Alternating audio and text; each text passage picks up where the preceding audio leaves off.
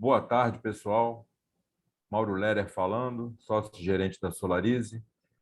Muito feliz de estar aqui com presença grande, muitos participantes. Hoje temos um tema muito interessante, que vai ser abordado pela Marina Maier, especialista em direito da energia, muito atuante no setor, e pelo engenheiro Marcelo Souza, a Marina advogada, né? E o Marcelo Souza, engenheiro, consultor na área de energia solar. É um prazer ter vocês aqui conosco hoje e vamos dar início logo a conversa, porque o assunto é bastante interessante e vou passar a palavra para o Hans, que vai mediar a conversa. Muito obrigado. Bom dia, todo mundo. Então, muito feliz de ter tantas pessoas aqui na live, devem chegar mais ainda.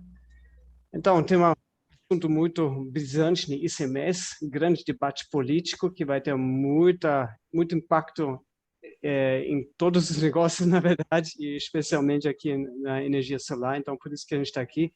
A Marina Maier é advogada, é especialista. O Marcelo é especialista, na verdade, em tributação junto com a energia solar. Então, corrigindo um pouquinho, essa conjunção, o que o tributo faz com o nosso projeto, com a nossa empresa, isso aqui é muito interessante, por isso que ele está junto aqui hoje. E vamos convidar a Marina de iniciar a palestra dela. Ela trouxe alguns slides para nos apresentar o tema que está em discussão, o que já foi definido. Vamos lá, Marina. Obrigada, Hans. Boa tarde a todos aí, vocês. É um prazer estar aqui mais uma vez reunido com a Solarize, que é um super exemplo de treinamento e de bons profissionais. E tudo que a gente faz aqui, além da gente fazer com muito carinho, muito amor no coração, né, Hans e Mauro, a gente realmente compartilha o conteúdo de maneira real, verdadeira e com exemplos práticos. Estamos sempre procurando atualizar aí os nossos alunos, os alunos da Solarize. E agora a gente tem esse convidado especial aí, como o Hans mencionou, o Marcelo Souza, que eu falo que ele às vezes é até um advogado na parte tributária, porque ele faz toda uma análise da parte tributária e societária e linkando isso com os modelos de negócio, principalmente na geração distribuída, que a gente sempre fez uma dobradinha muito legal junto, né, Marcelo? A gente vê como que isso daqui para frente vai ficar cada vez mais importante, principalmente agora com esse assunto que a gente trouxe hoje para vocês, que é a Lei Complementar 194, que ela muda bastante aí a alíquota do ICMS na área de energia, em outras áreas aqui que a gente vai ver aqui logo mais. Então, já vou abrir aqui a apresentação para vocês, para a gente começar, fazer um pouquinho da minha introdução. Estão todos vendo aí? Já está disponível na tela, Hans? Sim. Sim. Então tá, maravilha, vamos lá. Hoje, atualmente, pessoal, como o Hans mencionou, além de eu ser advogada na área de energia, eu estou também aí como diretora jurídica do INEL, que é o Instituto Nacional de Energia Limpa. É um instituto recente, né? Foi criado mais ou menos, a gente está partindo para o 3º ano, e a gente conseguiu aí feitos históricos, e um dos grandes feitos que a gente trouxe para o setor elétrico foi a aprovação em conjunto com Lafayette Andrada da Lei 14.300, que é a Lei da Geração Distribuída. Depois disso, trabalhamos também muito na valoração dos benefícios da geração distribuída. Fomos um dos primeiros a apresentar para o Ministério de Minas e Energia os impactos da GD na rede. Trabalhamos também semana passada e hoje também já saiu uma notícia sobre isso, que diz respeito aos 2 importantes vetos da lei, Hans, Mauro e Marcelo, e para todos que estão nos assistindo, que diz respeito a 2 artigos importantíssimos da Lei 14.300, que foi vetado pelo presidente Bolsonaro. Um deles, né, dizia respeito ao benefício fiscal, que é o REIT, que ele é super importante para projetos de infraestrutura de energia, emissão de debêntures, captações de fundos, e o outro veto que teve na Lei 14.300 também, dizia respeito às usinas flutuantes. Então, vamos ver como que isso vai acontecer no decorrer dessa semana, e em breve teremos notícia aqui para vocês também. E outro grande importante feito que o INEL trouxe para o setor de energia foi esse grupo de trabalho que eu trago aqui para vocês, que a gente juntou todos os integradores que trabalham de maneira voluntária no INEL, cada um no estado do Brasil, reunimos os principais problemas de conexão que todos enfrentavam em geração distribuída, né? Trouxemos também, inclusive, recentemente, uma pessoa da ANEEL para falar aqui no meu estado, que é Minas Gerais, sobre a Resolução 1000, que é uma resolução importantíssima também, que a gente fala no nosso curso, né, Hans e Mauro, e explicando, inclusive, as mudanças do processo de conexão na geração distribuída especificamente, mas a Resolução 1000 impacta todo o processo de conexão de todas as unidades consumidoras, não apenas a de geração distribuída. E o resultado desse grupo de trabalho, dessa foto aqui específica, foi um compilamento de informações que a gente entregou para o órgão regulador, trazendo ali os principais problemas e listando as soluções para a gente desafogar o processo de conexão e geração distribuída. Isso foi também um evento histórico aí que desdobrou em outros eventos. E aí, trazendo para a nossa realidade aqui, a Lei Complementar 194, eu não poderia deixar de introduzir esse assunto sem antes explicar para vocês a composição de uma tarifa de energia e como que ela vai impactar essa lei complementar na tarifa de energia, tá, pessoal? Para quem não sabe, a Lei Complementar 194, no princípio de hierarquia das leis, ela está lá no topo, logo abaixo da nossa Constituição brasileira.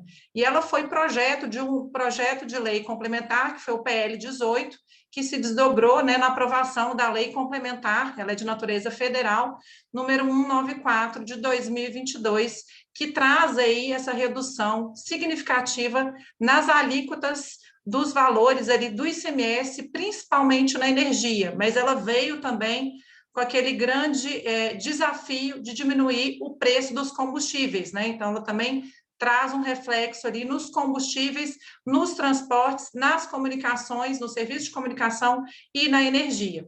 E aí, lembrando, pessoal, que a composição da tarifa de energia, ela é composta por dois grandes pedaços, né? A TE, pura e simples, né? A tarifa de energia, que é composta pela própria energia e os encargos que compõem a tarifa de energia, e a tarifa do uso do sistema de distribuição, a TUG, que é composta pela TUG Fio A, que é o transporte da energia, a TUG Fio B, a parcela Fio B, que compõe ali o serviço de distribuição, o uso da linha mesmo de distribuição, e os demais encargos que compõem a tarifa do uso do sistema de distribuição.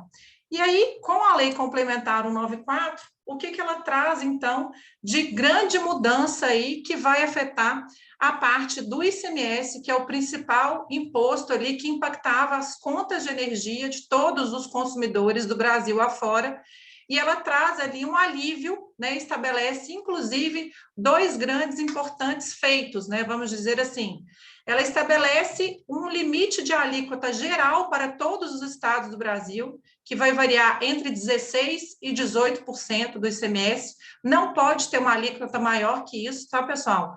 E ela considera a energia, os combustíveis, como eu disse para vocês, né, ela veio também para diminuir o valor exorbitante que estavam os combustíveis no Brasil, gás natural, comunicações, transporte coletivo e a energia, né, claro que eu já mencionei, como bem essencial. Então, esses bens, ao serem considerados como bens de natureza essencial, eles têm que ter um tratamento diferenciado e não podem ter uma alíquota maior do que essa estabelecida na Lei Complementar 194.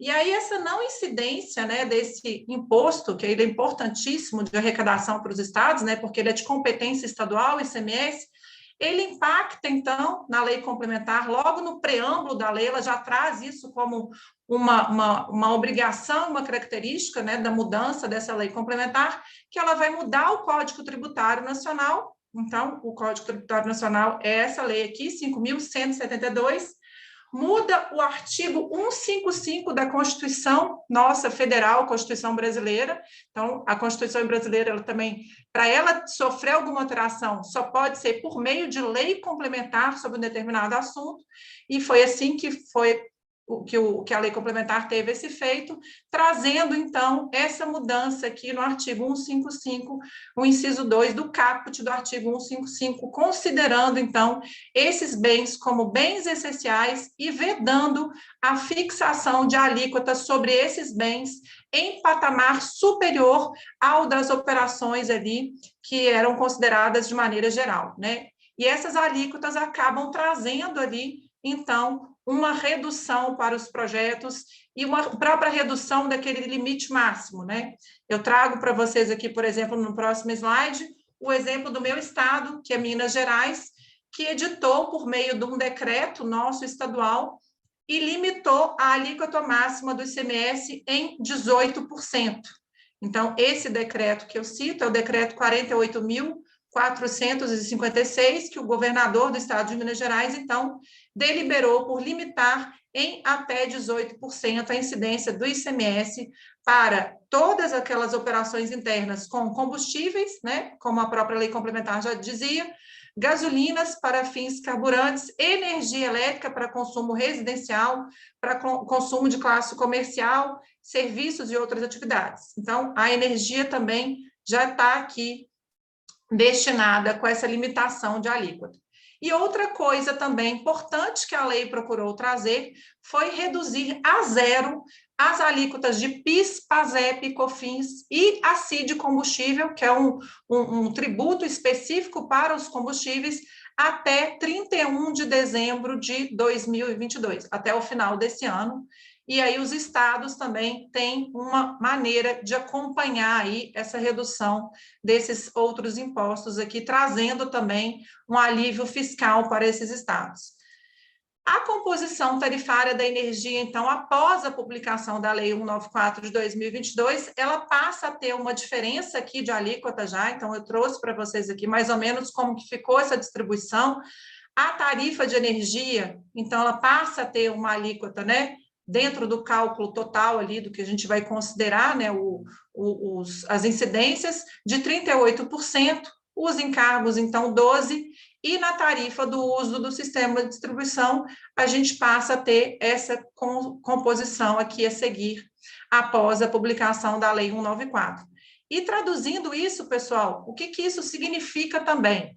Né? Ao ser publicada a Lei 194, ela traz ali uma alteração também nesse importante convênio do CONFAS, que é o convênio 16 de 2015, que autoriza ali os estados a conceder isenção do ICMS incidente sobre a energia elétrica, né, fornecida pela distribuidora à unidade consumidora, nos termos, né, na época a gente tinha até então apenas a resolução 482, e hoje a gente sabe que é nos termos da resolução 482 e da lei 14.300, que é a nova lei da geração distribuída. Só que essas operações, elas trazem ali essa prerrogativa de fixar o limite máximo, estabelecer esses bens como bens de serviços indispensáveis, essenciais, não podem ser mais tratados como bens supérfluos, outra característica importante da lei complementar, e fixa, então, a alíquota naquele limite máximo entre 17% e, no máximo, 18%. E outra característica também é que a alíquota ela vai se aplicar apenas, praticamente, vai incidir somente na parcela da TE, da tarifa de energia. Ela não vai se aplicar ao custo de disponibilidade da energia. A gente sabe ali que até o limite da microgeração até 75 kW, a gente paga esse custo de disponibilidade. A demanda de potência, a demanda contratada acima dos projetos 75 kW, projetos de mini geração, que tem um impacto grande ali também no desenho societário do projeto. O Marcelo vai falar muito da parte do desenho societário, da importância da gente estruturar a parte societária e tributária.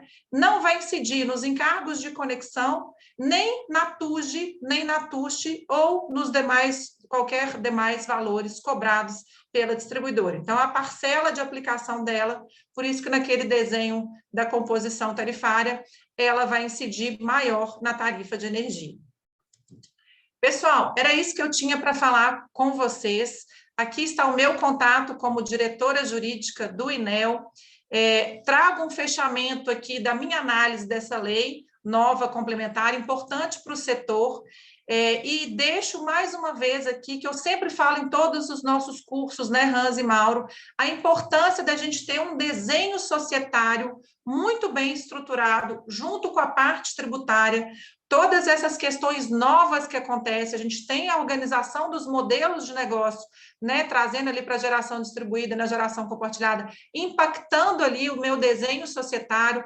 A parte tributária agora se faz mais importante ainda, porque quem mexe com os projetos, né, vai ter que parar para sentar, analisar ali todo o seu CAPEX, OPEX, a sua própria TIR, né? Então, eu passo agora a palavra para o Marcelo Souza, que a gente sempre pega ele emprestado, né, Marcelo, quando tem que explicar de maneira clara aí para o pessoal, e vou deixar uma pergunta para o Marcelo nesse sentido aí, comparando a Lei Complementar 194 com a geração distribuída. O que você acha que ela vai impactar nos projetos de GD, Marcelo? Com você a palavra. Pessoal, muito obrigada.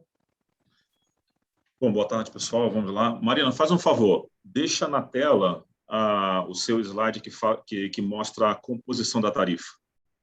Vou voltar lá, peraí. Isso, volta lá e deixa na tela só para... Eu vou fazer alguns comentários e, de repente, isso serve de referência para o pessoal. Bom, vamos lá. Enquanto ela coloca aí, eu vou já falando alguma coisa. Na verdade, a gente está passando, assim, como vocês todos, pessoal, acredito que todos que estão participando aqui já devem trabalhar no setor, né? Então, nós tivemos muitas mudanças e um intervalo de tempo relativamente curto, né? Estamos tendo muitas mudanças em intervalo de tempo relativamente curto, que impacta todo o setor elétrico. A gente teve a aprovação da Lei 14.300, a gente teve, em 2018, ou seja, nós estamos falando de 4 anos, e começou a vigorar a partir de 1º de janeiro de 2019,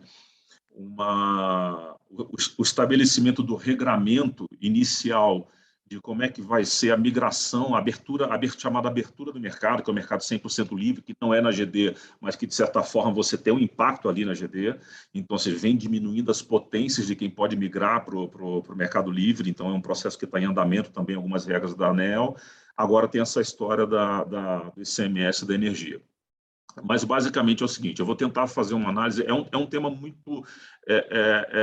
ele não é complexo, tá? Mas ele não é simplista. Tá? Então, eu vou tentar fazer uma análise aqui por tipo de mercado. Primeiro, dentro da geração distribuída, a parte de microgeração. Na hora que a gente fala microgeração, aí nós temos a geração remota e nós temos a geração na carga, né, que é no telhado do cliente, ou seja, no telhado da residência, do comércio, de empresa, seja lá o que for, ou então no terreno do lado, mas que esteja conectado no medidor do cliente, ou seja, a geração na carga. Qual que é a maior economia de um cliente que está conectado na GD? A maior economia de um cliente que está conectado na GD é quando ele tem a geração na carga. Porque na hora que ele tem a geração na carga, principalmente se você maximiza o consumo simultâneo, você está gerando e você está consumindo simultaneamente, você não está exportando para a rede. O máximo que você puder consumir e que a concessionária não enxergar essa energia que está sendo gerada, você literalmente, você tem o benefício integral daquilo ali. Se você paga com todas essas reduções de ICMS, você vai pagar R$1 o quilowatt-hora, cada quilowatt-hora que você gerar num sistema, na geração na carga, que está jogando na sua rede, está sendo consumido simultaneamente, qual que vai ser a minha economia? R$1. Ou seja, a concessionária não enxergou aquele meu consumo, porque eu consumi e gerei simultaneamente. Tá? Então, esse é o máximo, é a potencialização de uma autogeração. Né? Por isso, até que uma das coisas que aconteceu também com a 14.300 é a introdução dos sistemas híbridos. Então, a introdução dos sistemas híbridos, sistema com bateria, ele vai ser muito importante nesse sentido, porque eu posso tentar maximizar, de alguma forma, esse consumo em que eu não estou exportando para a rede da concessionária. Em vez de eu exportar, eu armazeno e eu consumo num outro horário, e aí eu tenho uma economia máxima. Então, esse é um cenário. Um segundo cenário na microgeração.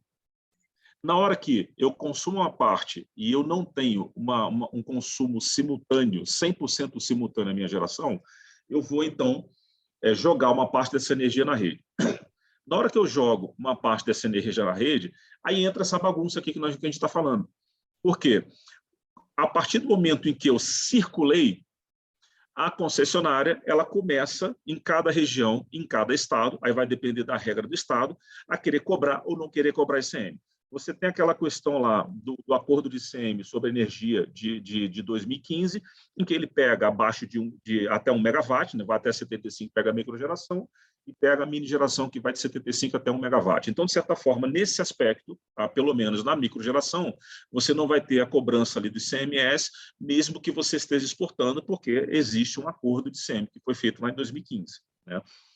Não é um cenário que acontece, foi a 687 que introduziu a geração compartilhada acima de 1 mega, a geração compartilhada e as usinas acima de 1 mega, elas está sendo um tratamento estado por estado. Então, de certa forma, na microgeração, quando eu tenho a geração na carga e tenho consumo 100%, eu tenho o máximo da minha economia.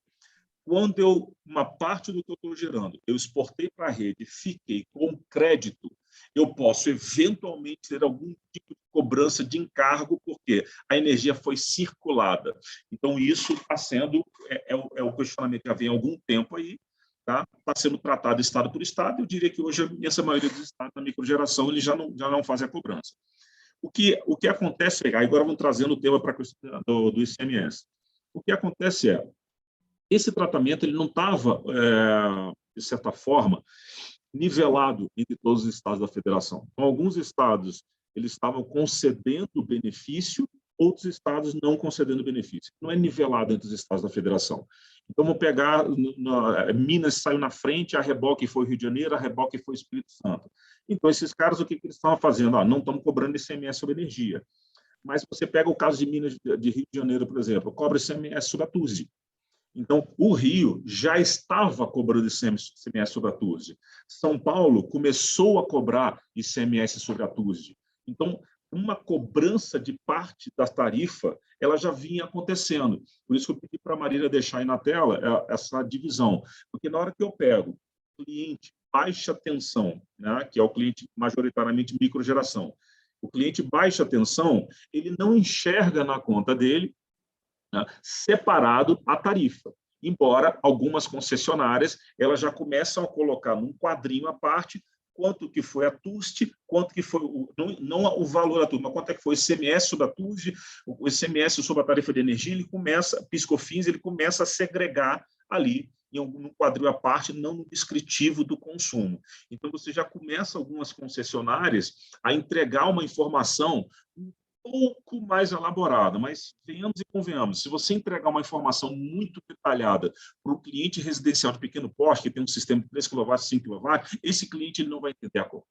Então, isso vai representar um problema. Então, então, existe uma questão também de aculturamento com a informação que está vindo ali. Então, você consolida, coloca num quadrinho à parte algum nível de informação. Para quem é especialista que trabalha no mercado, você tem que tentar debulhar toda aquela informação, saber quanto de fato é ICMS, quanto de fato é PIS/COFINS, quanto é ATE, quanto é a TUSD, por aí vai.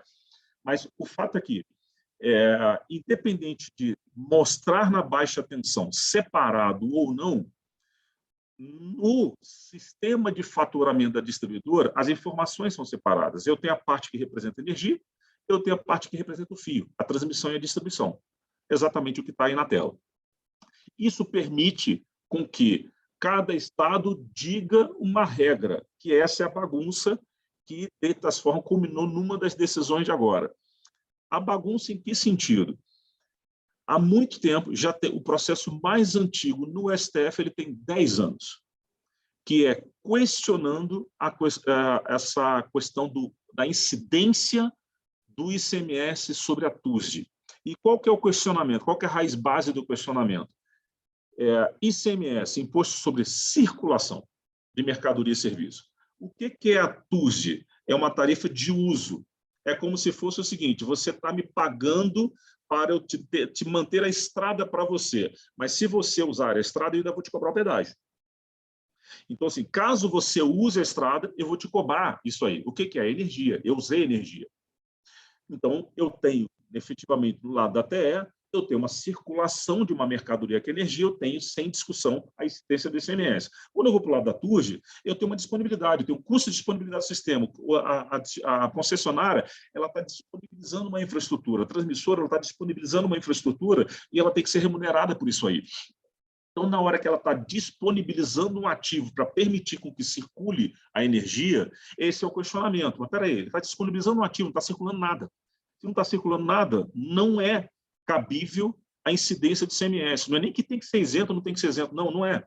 É uma discussão sobre se é incidente ou não.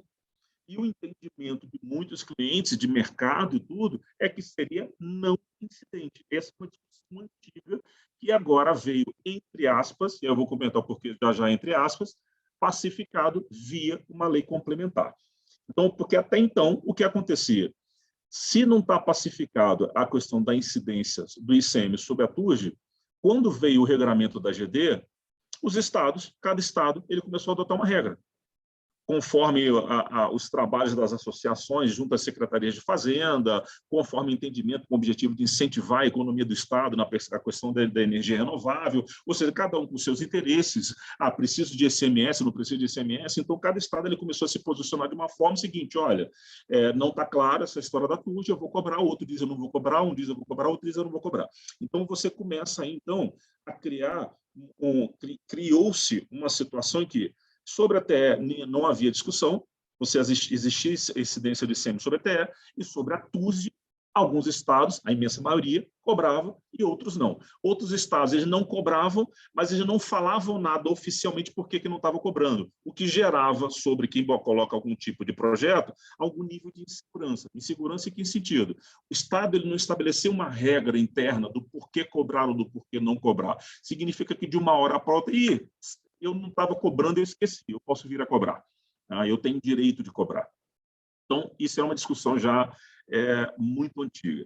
Quando veio essa lei complementar agora, então, de certa forma, determinou via lei que, ok, então agora ICMS a energia é um bem essencial. Vou fazer um parênteses aqui extremamente rápido, né? Poderiam ter colocado a cesta básica como bem essencial, né? A situação na economia está bem complexa, muita gente numa situação bem complexa colocava a cesta básica como item essencial, reduzir ICM. Mas, enfim, vamos lá.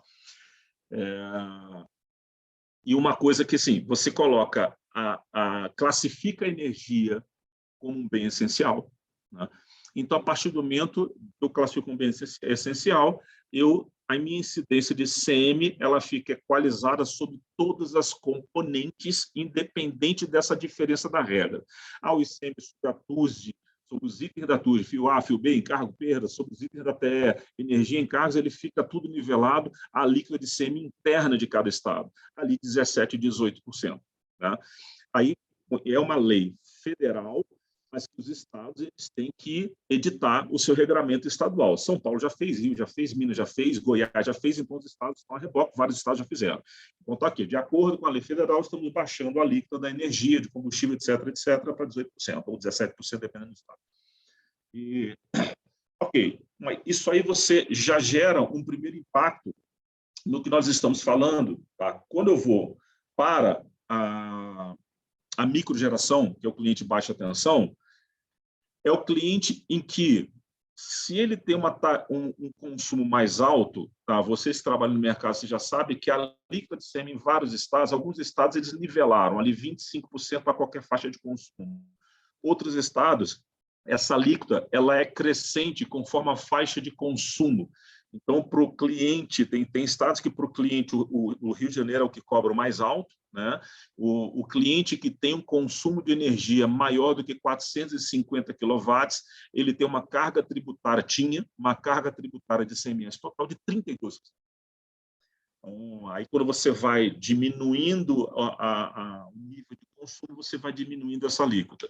Então, os clientes que mais consomem, que são, naturalmente, os que acabam buscando mais a questão do solar, eles eram que pagavam sempre uma carga tributária. Em média, no país, 27%. Muitos estados, 25%, alguns estados, 29%, 30%, 31%, 32%, né? Mas se coloca aí um piso de 25%. De repente, com essa brincadeira, esse cliente de microgeração, o ICM dele caiu para um teto de 18%. Então, não é nada, não é nada. Se nós estávamos falando que esse cara pagava 25%, a conta dele reduziu em 7%. Se esse cara pagava 32%, a conta dele ela reduziu em 14%. Então, esse é um impacto direto tributário sobre toda a conta. Isso aí, fatores políticos ou não fatores políticos, não importa. Mas isso aí, de certa forma, mudou todo o contexto da economia que estava sendo prevista. Então, de uma hora para outra, você, em alguns estados, você teve uma redução de 14% na economia percebida pelo cliente. Então, ele vai ter lá o mesmo consumo de energia, mas a dor no bolso dele, ela reduz em 14%. O que surpreendeu um pouco o mercado foi essa mudança que a Marina comentou, exatamente sobre a não incidência, porque como era uma discussão que vinha no STF há muito tempo, isso tem uma lei no Brasil que ganhou o nome de Lei Candir. A Lei Candir ela foi instituída para acabar com a guerra fiscal do ICMS, tem muito tempo. Teve uma época que cada estado estava tentando puxar sardinha. Tem uma pergunta aqui no site, vamos falar já. Cada estado estava tentando puxar sardinha para o seu lado, e aí veio a questão do termo da Lei Candir, e foi alterado, então, o artigo 2 da Lei Candir, tá? Da chamada Lei Candir, onde foi estabelecido que não incide ICMS sobre a TUSD. Ou seja, a discussão que se acontecia antes, ok, então não incide, passa a não incidir. Toda a discussão que o mercado vinha questionando, de repente veio a lei complementar e não se sabia, porque isso pegou o mercado de surpresa, porque quando estava se discutindo, estava na Câmara tal, isso não fazia parte do primeiro texto. Ou seja, isso quando foi de Senado, Câmara, ou seja, ali no meio do caminho, isso passou a fazer parte do texto e foi para o texto final. Então, assim, na hora que surgiu, isso pegou muita gente no mercado de surpresa. Quem tem um trâmite lá em Brasília o tempo inteiro já começou a ver o que estava acontecendo, mas quem não tem, de repente, saiu a informação, caramba. Eu agora não tenho mais incidência sobre a TUSD, que era a discussão que tinha. Eu tenho uma estrada, eu tenho uma disponibilização de ativo, que é para já me circular energia, então eu não tenho incidência. Então, de repente, de uma hora para outra, você imagina o seguinte, volta lá na parte da tarifa. De repente, você passa a ter uma seguinte situação. Na tarifa de energia, eu tinha lá 25% a 32% de ICM e reduziu numa canetada 18%. Na TUSD, eu tinha lá 25% a 32% e reduziu numa canetada a 0%. Mas essa redução a 0% não foi que a alíquota, frisando, não foi que a alíquota passou a ser 0%. Foi determinado que o ICMS não incide sobre a TUSD. Então, na hora que eu pego... Mostra aquela outra que tem os percentuais, Marina. Isso, essa aí. Na hora que eu pego, então, vou ver lá, ok, então, o quanto que representa, tá, cada item da minha tarifa. Se eu pego lá TE, eu tenho energia, representa 38%, eu tenho os encargos em cima da TE, representam 12%. Né? Na hora que eu pego a TUSD, eu tenho fio A, fio B, a fio A é a chamada TUSD, né, que é a tarifa de uso do sistema de transmissão, né, que é a transmissão, a fio B é a TUSD de fato, mas tudo isso a gente chama de TUSD, de regulamento, encargos e perdas. Então, eu pego 50%, ficou exatamente 50%, 50%. Então, em 50% da tarifa, aproximadamente depois dessa brincadeira, eu passo a não ter mais incidência de ICMS, vai zero. Então, se eu estou imaginando o seguinte, bom, um estado em que ele tinha 32% e ele caiu a 18%, ele perdeu 14% sobre a tarifa como um todo. Mas não, ele caiu a 18% em 50% da tarifa, porque no outro 50% caiu de 32% para 0%. O impacto, então, ele é 32% em cima de metade, é impacto de 16%. Impacto de 14% em cima de metade, impacto de 7%. Então, esse impacto ele foi, na verdade, de 23%, aproximadamente, sendo que sempre tem aquela questão de incidência por dentro, então não é exatamente esse 23%, você tem uma diferençazinha ali. Então, você pode ter impactos na tarifa que eles vão variar entre 16%, 17% até 21%, 22%, 23%. Essa é a redução esperada da tarifa nesse momento. Está se discutindo um pouco no mercado em que alguns estados estão querendo questionar isso no STF, porque isso era tema do STF. Ou seja, isso estava, mesmo que se coloque como bem essencial, a questão da colocar como bem essencial, você faz a redução da tarifa do ICM e vira 18% ou 17%, a lei interna do Estado. Mas na hora que eu pego essa mesma lei que eu classifico como bem essencial, essa lei complementar, e introduzo uma isenção, ou seja, uma não incidência de tarifa de ICM sobre uma parte da componente, isso não tem nada a ver com essencialidade. Então, nesse momento, o que está acontecendo é que está se esperando que pode haver uma briga no STF questionando essa parte da lei complementar, que a lei complementar ela não teria o direito de, pela essencialidade, colocar que não incide o ICMS sobre parte da tarifa. Tá? Então, esse é um questionamento que está se fazendo nesse momento. Então, assim, está se esperando o que vai acontecer. Mas vamos nos ater ao fato. O fato é, houve sim uma redução. Independente, vai ser questionado, vai voltar atrás, não vai voltar atrás. Vamos trabalhar com o cenário corrente. O cenário corrente, nós estamos falando que a tarifa de energia, efetivamente, para o cliente da microgeração, ele vai ter reduzido aí, com essa lei complementar, uma faixa de 15%, 16% até 22%, 23%, dependendo do estado. Né? Na hora que eu jogo isso para mini geração, ou geração que não é junto à carga, eu começo a analisar de uma forma diferente. Por quê? O cara que era na geração, que não era junto à carga, mini geração, ele já não tinha determinados benefícios desses, em vários estados. Então, quando você pega um Rio, Goiás, São Paulo, já havia uma cobrança de ICM sobre a TUSE. Então, na hora que eu havia uma cobrança de ICM sobre a TUSE, né, como é que eu interpreto isso? Bom, peraí, mas você já abriu uma cobrança de ICM sobre a TUSE, deixou de cobrar, passou a ser não incidente, a tarifa do cara ficou mais baixa. Show de bola, a tarifa do cara ficou mais baixa. Tá? Então, assim, ele também teve uma percepção de redução. Mas aí você vê o seguinte, eu já começando a fazer uma ponte com os modelos de negócio. Eu estou colocando uma mini geração em que eu estou investindo para mim mesmo, eu sou uma indústria, estou colocando uma mini geração para mim. Né? Eu já não estou tendo 100% da economia, porque o Estado me cobra o ICMS sobre a TUSE. Então, mesmo com a energia que está sendo injetada lá, abatendo no meu medidor, uma geração remota, o Estado está me cobrando parte dessas componentes da tarifa. Então, eu continuo pagando uma parte, o meu payback ele é um pouco mais elevado. Na hora que o Estado perde o direito de cobrar esse ICM, de uma hora para outra, a minha economia aumentou. Então, o meu payback melhora. Então, o cara que está numa geração remota, tá? Pode até ser, de repente, uma microgeração de 75K, o cara que está numa geração remota, em que ele é o dono da própria usina, esse cara, nesse momento, assim como o cliente pequeno, ele viu o payback dele melhorar. O sistema como todo dele viu melhorar, porque ele estava tendo um remanescente de custo da conta de energia e que esse remanescente acabou de reduzir. Então, a conta desse cara acabou de ficar menor, e o payback desse cara acabou de ficar melhor.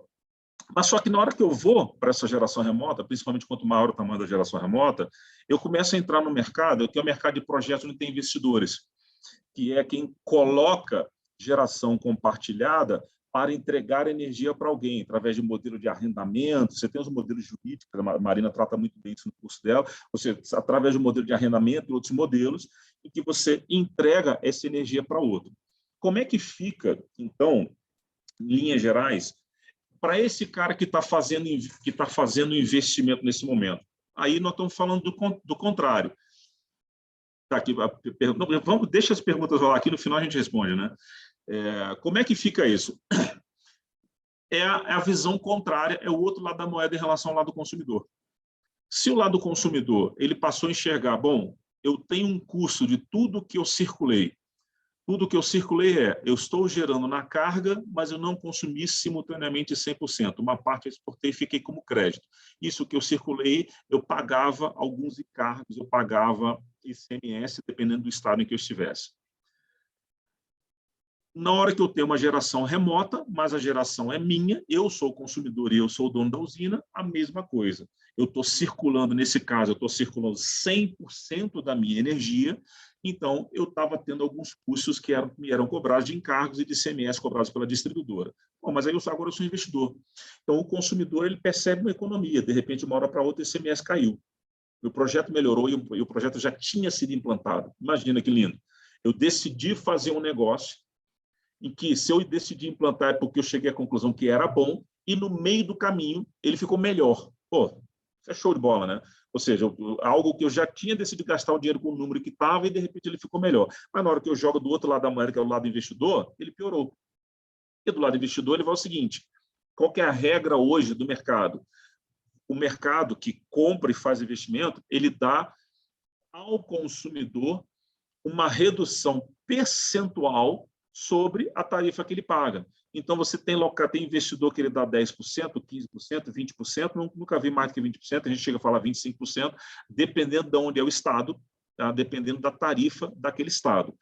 Mas, na hora que o conceito do negócio é uma redução percentual, como se fosse um bônus na tarifa, em cima da tarifa que está sendo, que o cara paga hoje, e a tarifa que o cara paga reduziu 20%, então eu estou dando 10% de desconto que seja, em cima de algo que está 20% menor.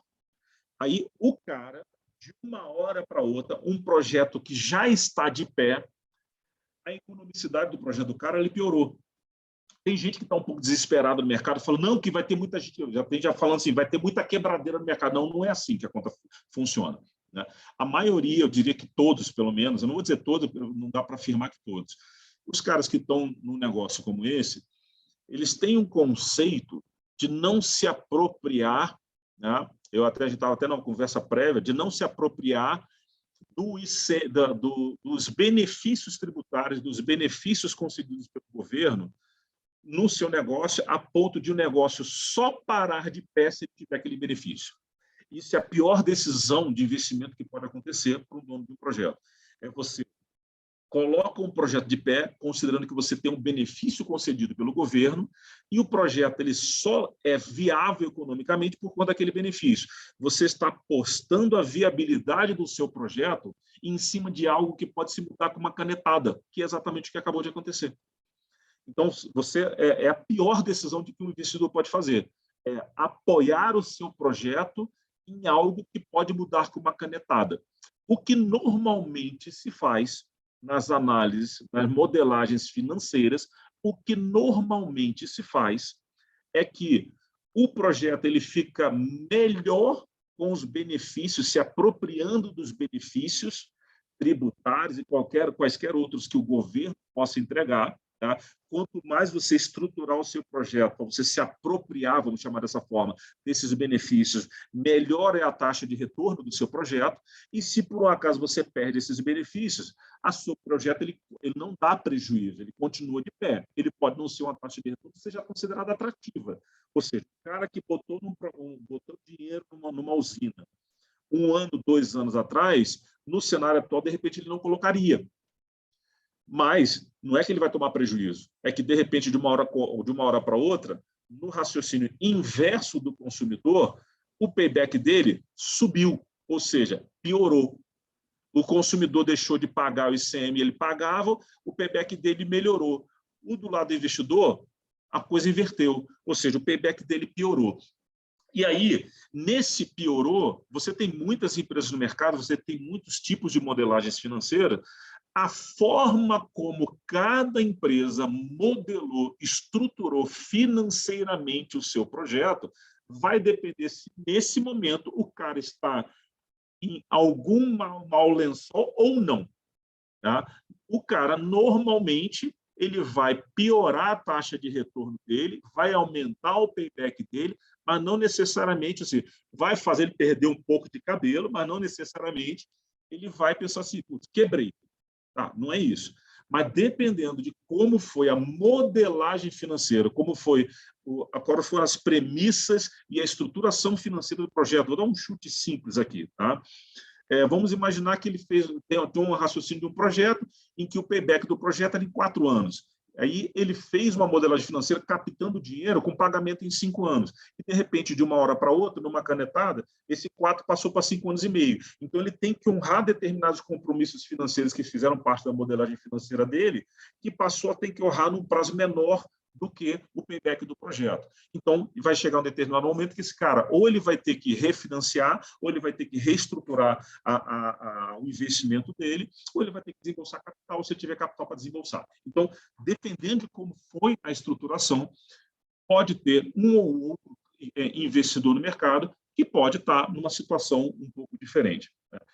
Assim, eu tentei dar uma resumida aqui, porque realmente esse tema é complexo. Esse tema é complexo, para a gente tentar explicar em detalhes, esse tema é complexo. Tá?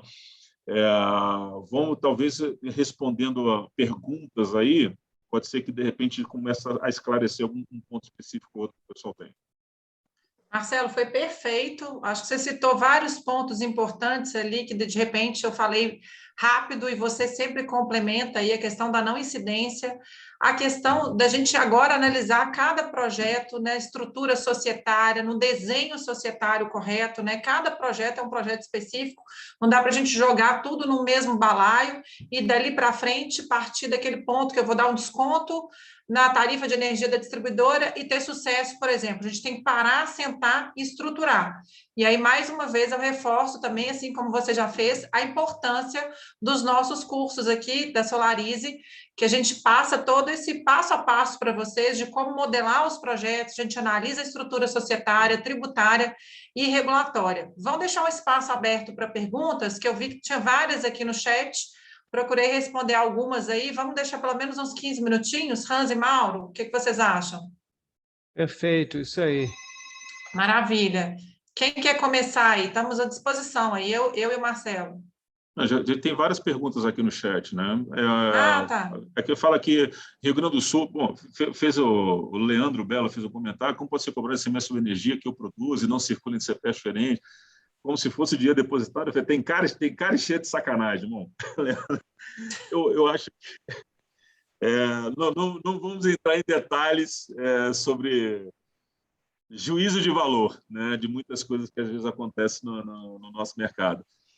Mas se comenta aqui que no Rio Grande do Sul incide o ICM somente sobre a TUJ. É um dos exemplos que eu falei. Tá? Você tem vários estados que incidem o ICM sobre a TUJ. Então, esse cara, tá, com a questão da alteração agora na lei complementar, esse ICM sobre a TUJ ele zera. Acabou a brincadeira. Tá? Aí o Bruno Barreiras fala que em Minas era cobrado ICMS sobre a TUJ. Isso em Minas não era cobrado, né, Marina? Não, em Minas somente sobre a TE. Sobre a TE, exato. Então, em Minas, somente sobre a TE. Aí pega aqui, tem uma dúvida sobre ICM de importação. Bom, sai um pouco do tema, mas vamos ver o que você quer saber aqui, que é a Mari da Heliosfera. De importação, até escrevi lá no chat. Já respondeu aqui? Os últimos convênios do ICMS, depois me manda no privado, Mari, que eu mando para você. Eu tenho um documento que eu fiz do passo a passo desses convênios. Tá, legal. Bom, eu não sei se o chat é aberto para todos, né? Resumindo o que diz a lei, aqui na Bahia ICMS de o Eduardo Aquino, resumindo o que diz a lei, aqui na Bahia o ICMS de 27%. A base de cálculo aqui contabiliza o consumo ativo da TUJ 04780 e do consumo ativo da TE 02714. Assim, porque, na verdade, o que vai acontecer é que esse ICMS na Bahia, que é de 27%, ele vai deixar de incidir sobre a TUJ.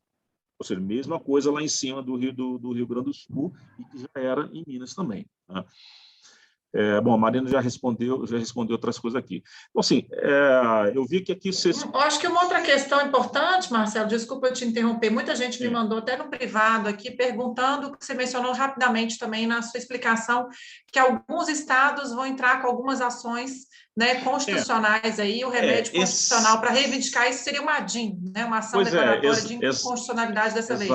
Exato. Né? Vai acontecer. Eu acho que vai acontecer, tá? Mas sim, muita gente acha que vai acontecer. Se vai ou não, a gente não sabe. A gente tem que ter um detalhe muito importante. Nós estamos no ano de eleição, então mesmo os governadores eles estão pisando em ovos. De certa forma, nós estamos falando que algo que reduziu o custo de vida no momento de crise econômica, reduziu o custo de vida para a população como um todo em relação a vários itens. E se o governador do estado ele vai querer ou não, vai depender se o cara é candidato à reeleição, se você vai ter uma série de fatores, inclusive políticos. Tá? Pode ser que uma parte dessa bagunça ela fique para o ano que vem. Então, que haja algum tipo de questionamento, mas o fato é, que foi o que eu expliquei, você classificar um item via lei complementar como um bem essencial, você não tem inconstitucionalidade disso. Você está classificando o item em função dessa classificação, você está readequando os impostos que você cobra sobre ele. Isso é uma coisa. Mas na hora que você aproveita a mesma lei para dizer, olha, então, naquele outro lá, nós estamos zerando. Isso não tem nada a ver com a Constituição. Isso não tem nada a ver com lei complementar. Eles aproveitaram um determinado item para colocar, ele não incide. E um item que estava em discussão na STF. Então, por isso é que pode, sim, haver aí algum tipo de questionamento com relação a isso. Uhum. E depende desse momento político. Perfeito. Alguém Depende perguntou aqui no Mato político. Grosso. Você quer fazer alguma consideração das alíquotas lá no Mato Grosso, Marcelo? Alíquota no Mato Grosso, se não me falha a memória, a alíquota do Mato Grosso, não lembro se é 25% ou 27%. Tá? Mas o raciocínio ele vai acontecer o mesmo. Você, Centro-Oeste, a alíquota interna, eu acho que é 17%, tá? Não é 18%. Então, você vai reduzir para 17% sobre a... Alguém escreveu alguma coisa aqui? Vai reduzir 17%. Para 17%. 17%, exatamente. Isso aí. Eu tenho na cabeça 17% Centro-Oeste. Então, você vai reduzir 17% sobre a energia e você vai pegar o 25% ou 27%, eu não tenho certeza, sobre todo o restante da TUS de encargos, você vai zerar, porque vai passar a ser não incidente. Então, isso seria um efeito médio. Você vai reduzir de 25% para 17%, 8% sobre 50%. É um efeito aproximadamente de 4%. Você vai reduzir de 25% para 0%, sobre 50%, é um efeito mais ou menos 12,5%, mais 4%, 16,5%, 17%. Então, você vai ter um efeito aproximado aí, o impacto da redução da tarifa de 17%, lá no Mato Grosso. O que vai melhorar bastante também, né? Tinha essa dúvida, né, na Lei 14.300 sobre a aplicação da TUS no futuro, né? A gente não sabia se ICMS seria aplicado sobre a TUS naquela progressão que 15%, 30%, 45%, sim, etc. Sim. Exato, então, isso também já está pacificado, que você está eliminado por enquanto? Não, pacificado não, porque essa é exatamente a parte que pode vir a ser questionada no STF. Mas não vamos tratar sobre conjectura. Se acontecer, não sabemos se vai acontecer, como vai ser, não sabemos. Vamos tratar o momento. A informação do momento é essa. Ou seja, aqui é uma dúvida que não estava na Lei 14.300. Teoricamente, a lei complementar, ela estabeleceu e botou no jogo. Mas já veio para nortear. Já veio para nortear. Mas... na verdade, quem tem que pegar agora são os outros, né? Inverteu a situação. Inverteu a situação que... Até aqui, um exemplo matemático de uma conta BT do Rio de Janeiro, R$1.000. Contato, quem passou aqui? Marcelo Xará, Marcelo Bordalo. Marcelo Bordalo. Eu acho que vai dar aproximadamente no Rio de Janeiro, nós estamos falando de 7 mais 16, 23%. Nós estamos falando que essa conta ela vai cair para uns 800. Uma conta de R$1.000 no Rio de Janeiro, aproximadamente. Eu não fiz nenhuma conta específica de nenhuma concessionária, vocês estão colocando em números de forma geral. Uma coisa muito importante, eu não sei, se não tiver mais perguntas, fazer um comentário rápido, tá? Que é o potencial impacto de um concorrente da GD, que no caso deles é impacto positivo, tá? Porque está no lado do cliente diretamente, que é o Mercado Livre. Eu recente fiz uma apresentação de uma palestra que eu falava sobre isso, que era era um confronto no impacto do Mercado Livre da GD. Não sei se vocês aqui todos estão familiarizados com o que está acontecendo, mas, como eu falei no início, você tem estabelecido ali desde 2018 uma regra de abertura do mercado de energia, que estabeleceu que a partir de 2019, 1º de janeiro de 2019, clientes acima com demanda contratada acima de 2.000 kWh, ou seja, 2 mega, poderiam migrar para o Mercado Livre, 1,5 mega em 2020, desculpa, 2,5 em 2019, 2 mega em 2020, 1,5 mega em 2021, 1 mega agora em 2022. Então, agora em 2022, clientes a partir de 1 mega de demanda contratada, ele pode migrar para o Mercado Livre. É um patamar ainda muito alto, você pega ali um cliente muito grande. E esse patamar, ele reduz para 500K a partir de 2023. Isso foi estabelecido lá em 2018. O que está rolando agora é que a ANEEL ela tem até agora, 2022, para estabelecer como é que vai funcionar a regra do jogo de 2024 em diante. Ok, eu tenho que ir na direção da abertura 100% do mercado. Como é que vai funcionar isso, essa abertura 100% do mercado? Já na consulta pública foi gerado um documento de mais de 100 páginas, e uma das sugestões, muita discussão, muito questionamento, mas uma das sugestões foi da ABRAD, que é a Associação Brasileira, tenho falado com o consumidor especial aqui, eu vou falar sobre isso, Marcos, que é a Associação Brasileira das Distribuidoras de Energia. Então, uma das sugestões a sugestão da ABRAD, esse escalonamento, era 2024 baixar para 250 kW, 2025 baixar para 100 kW, se eu não me engano, e 2026 para 50 kW, 2027 consumidor 100% livre. Quando você pega consumidor residencial, ele vai ter maturidade para migrar para o Mercado Livre? Não, não vai ter.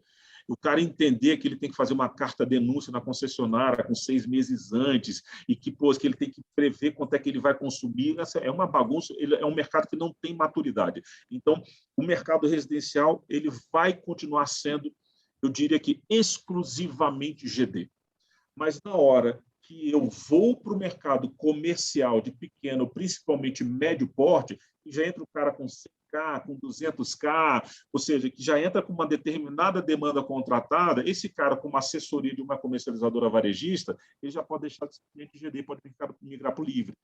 E aí, na hora que eu comparo os custos de energia de uma usina de geração centralizada com o da geração distribuída, o custo da energia da geração centralizada é muito menor.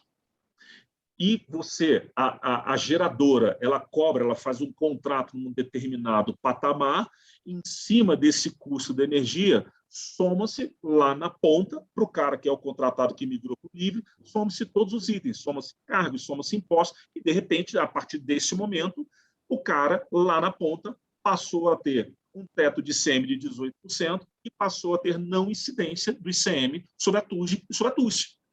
E o cara que está no livre hoje, ele paga. Então, de uma hora para outra, não só isso tem impacto na GD, mas isso melhorou o cenário para o cara que está no Mercado Livre, porque, diferentemente da regra da GD, o cara do Mercado Livre, ele cobra, no contrato dele é da TE somente.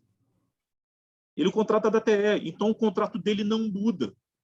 Mas o custo percebido do cliente lá na ponta com a redução do ICMS caiu por causa da redução do ICM. Então, esse cara, ele pode, assim, o cliente, caramba, a energia, o meu contrato de energia continua o mesmo, mas a energia final ficou mais barata para mim, principalmente para os clientes que o ICMS não é insumo de produção, que são indústrias que o ICMS pode ser considerado insumo de produção. Indústrias que o ICMS pode ser considerado insumo de produção, esse cara se acredita do ICM no processo.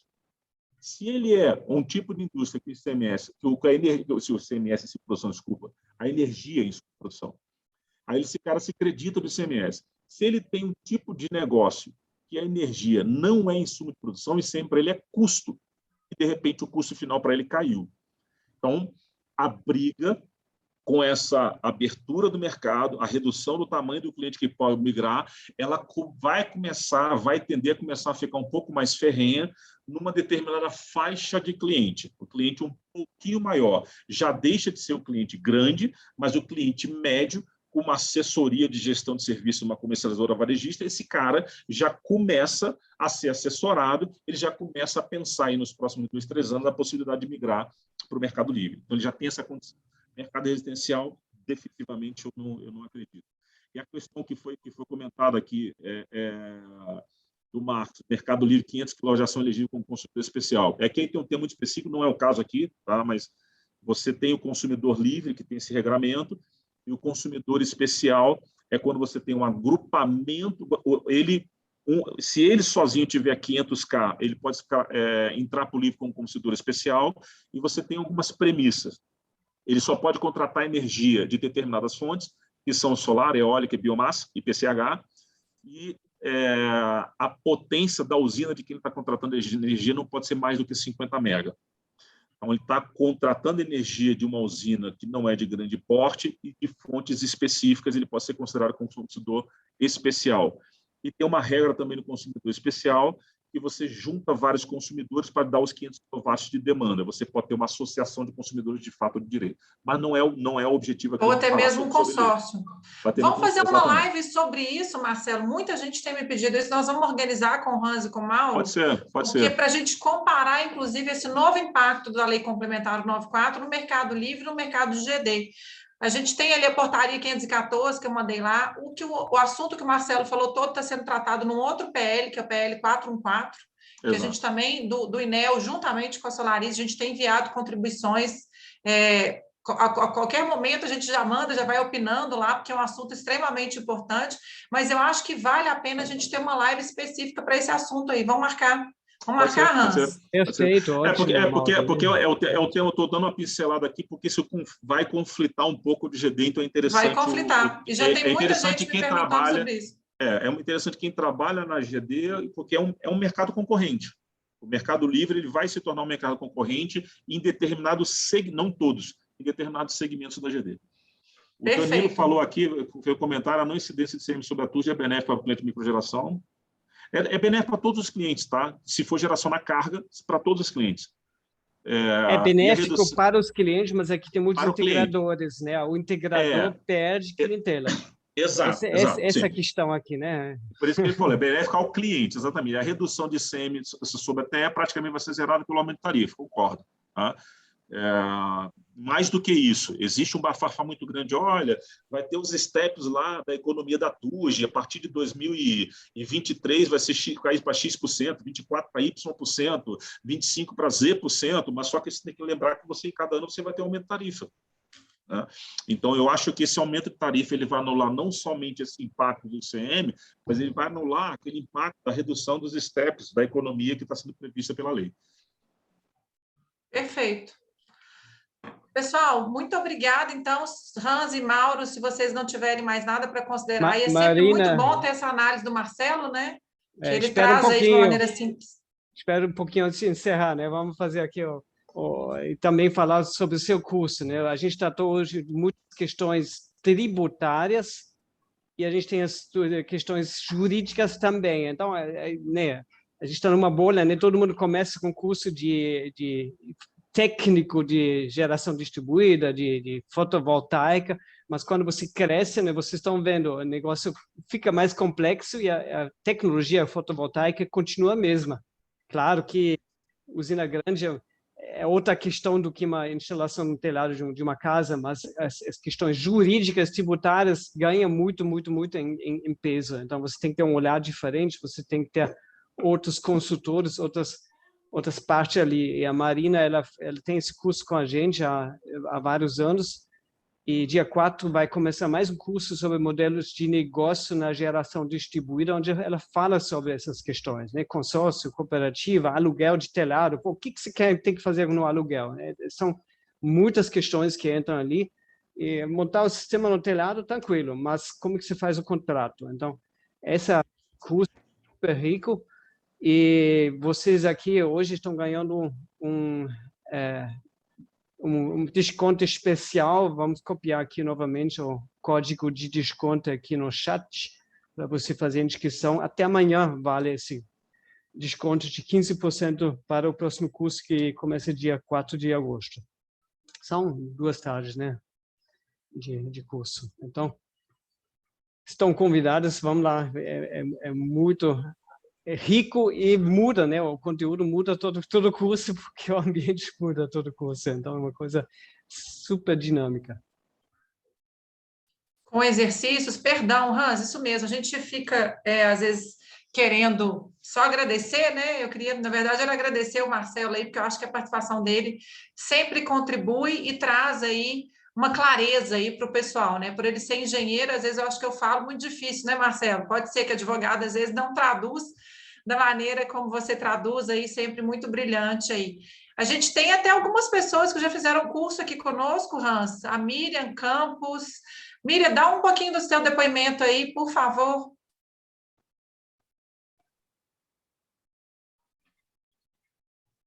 Ah, boa. O Mauro colocou o link ali do curso, que isso aí também é importante. Não sei se ela está com o microfone desligado aqui, mas estou vendo aqui vários ex-alunos meus aqui, então, sinal que a gente tem feito um bom trabalho. Maravilha. Beleza. Bom, então acho que é isso, né? A gente passou aqui o conteúdo, temos aí... É um tema amplo, né? E a ideia acho que era mais dar uma visão geral. Em 1 hora a gente falar sobre tributo no Brasil é delicado. Verdade. Miriam, quer falar, Miriam? Apareceu? Opa, pode falar. Libera o microfone, por favor.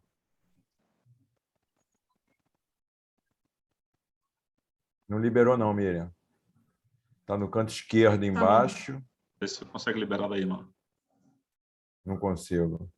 Não. Ou então aperta, você está no computador, a barra de espaço. A barra de espaço libera o microfone para você.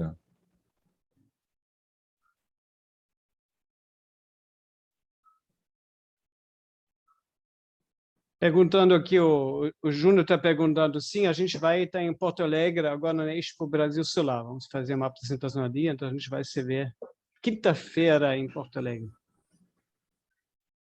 A Miriam está conectando ao áudio. Luciano, quer dar uma palavrinha aí, Luciano? Estou te vendo aí no vídeo. Se quiser dar uma palavra aí. Fica à vontade também.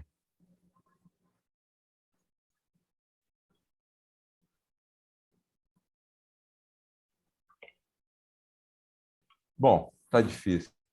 Beleza. Miriam, agradeço a disponibilidade aí, a boa vontade, mas não funcionou a tecnologia. Está ótimo.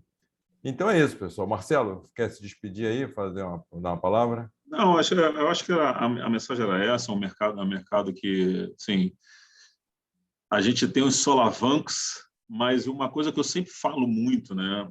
Eu bato muito na tecla quando acontecem solavancos como esse, é uma tendência natural. Nossa, o mercado vai ficar ruim, o mercado vai piorar, tal. Eu falo, gente, se você for olhar o nível da tarifa pós-redução de ICMS, nós estamos falando de um nível de tarifa equivalente ao quê? 2020, talvez? 2020 o mercado já estava na ordem de giga. Então, quem conseguia vender em 2020 não vai vender agora, por quê? É que a gente tem uma tendência natural de que conforme a coisa vai ficando melhor, vai ficando mais fácil, a gente se acostuma com mais fácil, né? Mas todas essas mudanças que estão acontecendo, na minha visão, elas não vão causar impacto no mercado significativo a ponto de dizer o seguinte, o mercado vai ficar ruim. Não, não vai. O nosso mercado, o mercado de solar, hoje eu não atuo mais só com solar, mas o mercado solar ele tem crescido a uma média aí de talvez 70% ao ano, tá? Cerca de 50% ao ano, às vezes 100% ao ano, independente da referência do ano anterior, né? O dobro de 1 é 2, né? Então, assim, está no ano 1, no outro ano foi 2, cresceu 100%, mas, uma outra coisa, você está no ano 2 GB, no outro ano você está 4 GB, você está 3 GB, então você tem um percentual de crescimento muito significativo, você vai ter um ajuste do mercado, de repente vai sair de 70% para 40%. Isso é ruim numa economia que cresce 1, cresce 2.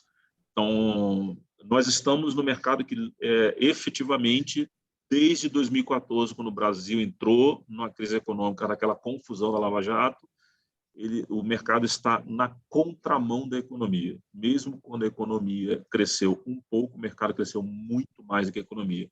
Quando a economia caiu, o mercado cresceu e cresceu muito bem. Tá? Então, eu acho que é um mercado que ele continua. O ponto que eu dou de orientação para vocês, exatamente por ser um dos mercados que está na contramão da economia, é extremamente natural você atrair muita gente para esse mercado de outros mercados que não estão bem. Isso é muito natural. E aí, consequentemente, você fica no mercado que ele está começando a ficar saturado. Não digo, mas você tem muita gente. Então, quem aqui já é integrador está percebendo que está concorrendo com muito mais gente, que a competitividade está caindo. Então, você tem uma série de coisas aí acontecendo no mercado, que você está vindo empresas de outros setores. Peraí, ô Silvia, peraí. Deu uma interferência aqui. Não. Você tem empresas de vários setores, você vê isso não só no movimento de integradores, empresas de elétrica vindo, empresas de ar-condicionado vindo para o setor de solar, você vê isso no mercado de distribuidores.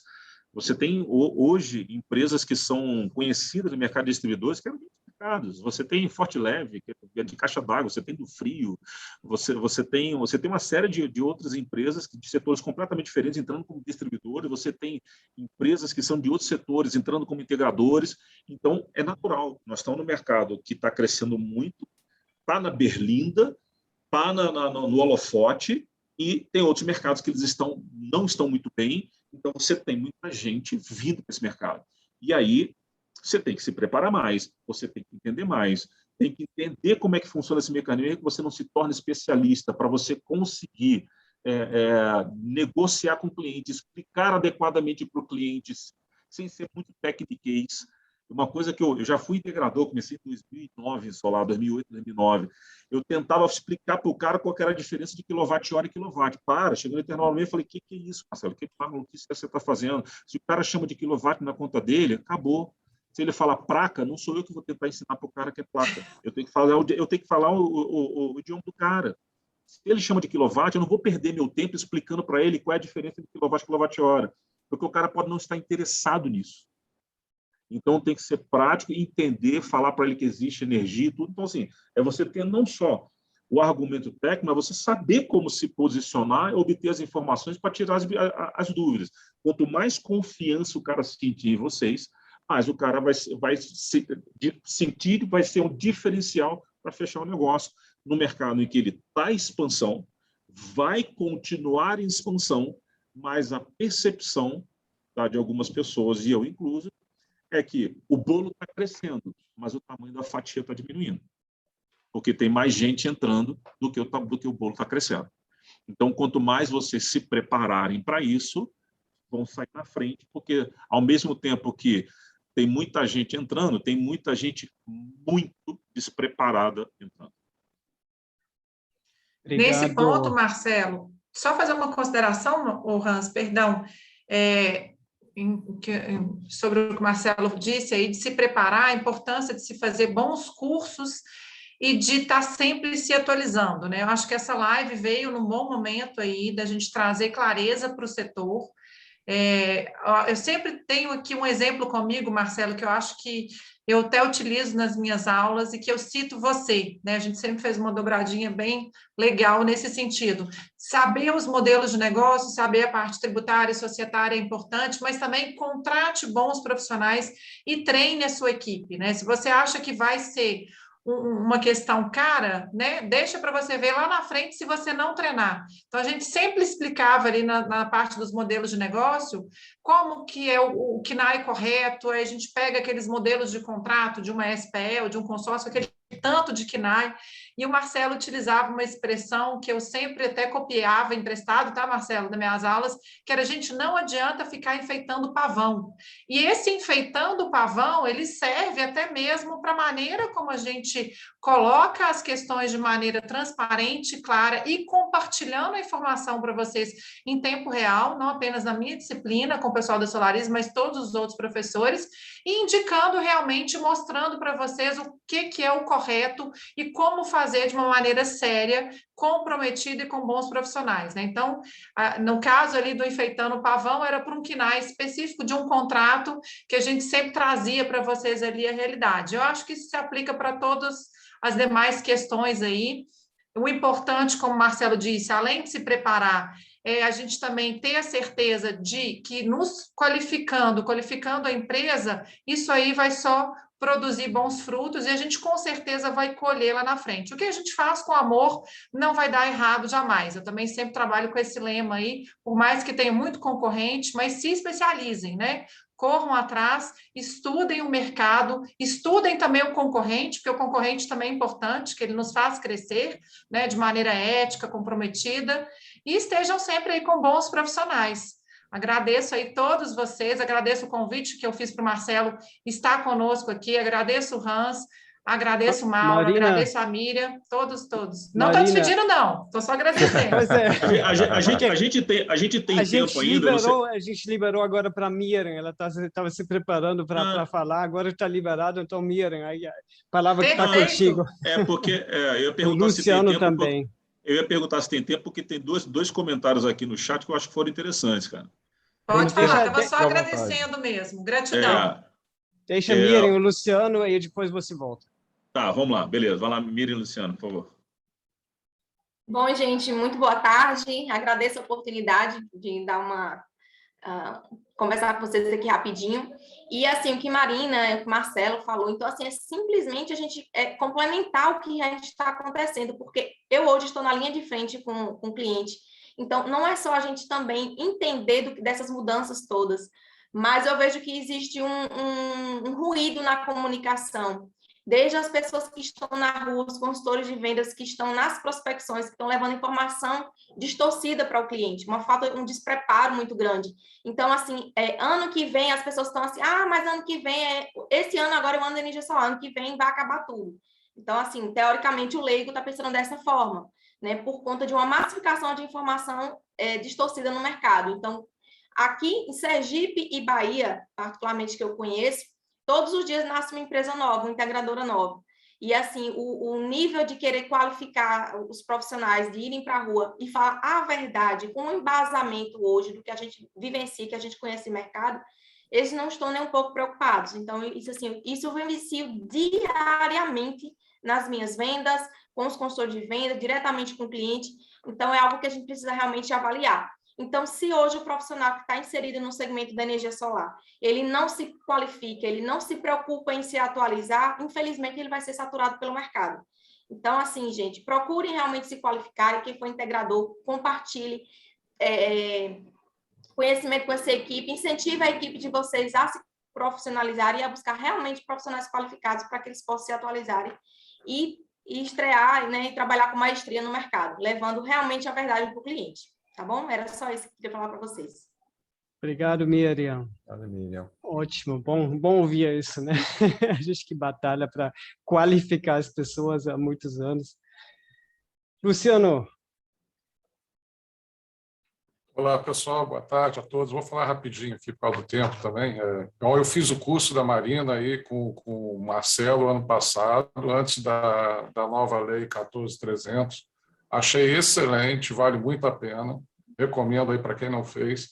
Estou pensando agora aqui em fazer de novo, porque são muitos detalhes, muitas nuances, e quando eles explicam, né, e principalmente a Marina, que tem a autoridade jurídica, eu sou engenheiro, não tenho essa facilidade, e então a gente consegue ver os modelos de negócio, que também o Marcelo complementa muito bem no curso dela. Então, essas diferenças fazem todo o dinheiro gasto com o curso, porque vem as demandas com volume, projetos, eu lido com projetos, né? Eu só faço projeto, não integro, né? Mas o meu tem parceiros integradores em muitos estados do Brasil. E acaba que eles estão sempre me perguntando, a metade do meu dia eu já tenho que ficar ensinando a eles o que eu estou aprendendo aí no curso da Solariza, para qualificar eles e, assim, as minhas viabilidades de negócio, né, junto com a engenharia, darem certo, né? O mais próximo possível daquilo que vai ser a realidade da geração e da economia, porque o mercado está precisando dessa garantia da financeira da economia e que gere, né, o esperado nos projetos. Então, é muito bom mesmo. Eu estou pensando aqui em renovar os conhecimentos aí. Parabéns aí pela palestra e a live de hoje aí, vocês aí. Então é isso. Eu vou fazer um comentário rápido. Obrigado, Luciano. Vou fazer um comentário rápido. Luciano. Fazer um comentário rápido sobre aqui, na verdade, falar sobre um comentário que foi feito aqui no chat, que eu acho que é interessante, o Anderson Jucá, que ele comentou, ele falou assim, pensa que o custo de capital das linhas de crédito aqui estão muito elevados, ações para que o mercado ofereça melhores condições seriam importantes. O ponto é o seguinte, embora não faça parte aqui da nossa live, então nós não vamos me aprofundar, esse é um dos desafios que nós estamos enfrentando hoje. Nós estamos enfrentando por causa da inflação, a elevação dos juros, tá? E isso reflete no custo de crédito. Não tem milagre, não tem milagre. Não tem milagre. Você tem a Selic aumentando, o custo de crédito está subindo. Quando você tem um aumento da Selic, você tem 2 pontos, tá? Primeiro, a taxa de juros básica da economia aumenta, então ela é a referência para os empréstimos, isso por si só já aumenta o custo dos empréstimos. E outra coisa é que você diminui a quantidade de dinheiro disponível, porque na hora que parte que vai fazer investimento, o investidor vai alocar capital não via um banco, mas via uma financeira, que vai comprar, de repente, uma debênture, alguma coisa assim, o cara pensa o seguinte, bom, eu tenho uma Selic que ela está na casa de 13%. Então, ou seja, eu posso comprar um título de tesouro, que é extremamente seguro, para eu comprar uma debênture, eu comprar ou fazer algum tipo de investimento num título privado de alguém que vai privadas, o cara tem que pagar um prêmio que compense eu assumir esse risco, em que eu posso deixar lá no tesouro, ir para a praia e ficar sentado numa cadeira tomando água de coco olhando para o mar. Então, ou seja, você não só a taxa de referência da economia ela sobe, a barra sobe, os juros em cima também sobem, mas você também diminui a quantidade de dinheiro disponível. Na hora que você diminui a quantidade de dinheiro disponível, você acontece o efeito prático. Oferta e demanda. Você vai ter mais gente buscando crédito, você tem menos dinheiro disponível, independente da taxa de juros, isso faz com que também aumente o custo de crédito. Então, não tem muito perdão com relação a isso, né? Existe um outro ponto aí, que eu lido com essa parte de modelagem financeira, projeto centralizado e tudo. Existe um outro ponto aí que você acaba analisando como é que os bancos, como é que as instituições elas estão se comportando com relação a isso. O Santander, quando ele divulgou o balanço do primeiro trimestre dele, foi no final de abril, início de maio, não me recordo, quando ele divulgou o balanço do primeiro trimestre, o banco ele diz como é que e a unidade de negócio que representava a questão de empréstimos, tá, diretos, o equivalente ao CDC, para várias coisas, para carro, para tudo, ela estava com um índice de inadimplência muito grande. E é exatamente dentro dessa unidade de negócio que está a unidade de financiamento de quem? Do solar. E o Santander é um dos maiores financiadores de solar do Brasil.